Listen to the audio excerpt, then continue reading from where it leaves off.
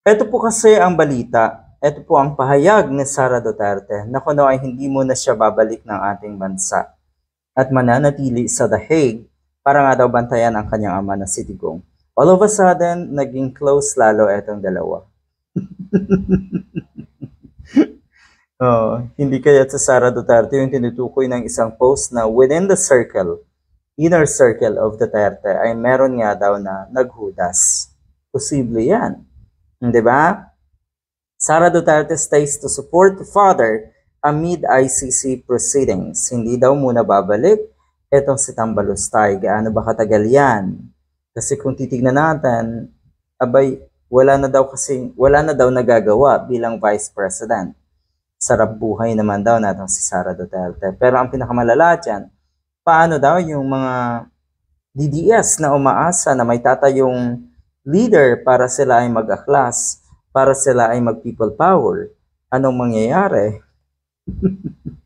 Hindi naman pwede si Roque dahil hindi naman yun babalik dito sigurado. Pero sa tingin ko mukhang ito rin yung magiging dahilan para maaresto na etong si Harry Roque. Balikan natin ang komento ng mga netizens. Diyan ka na lang daw. Sige, doon ka na lang sa The Hague, sa the Netherlands. Wala din namang mabuting nagagawa etong si Tambalustay daw dito sa atin. Ang gulo lang. Oo nga naman, di ba isipin natin kung medyo matagal kayong dalawa dyan sa the Netherlands.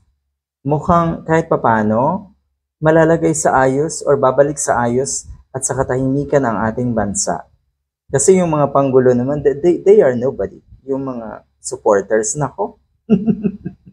Hindi naman yan ganun ka-powerful in a sense na kahit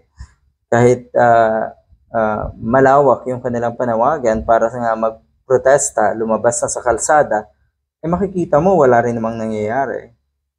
Kailan pa? Kailan? Pag hindi na gaano kainit etong usapin na ito na pagka-aresto nga ni Digong, masaklap.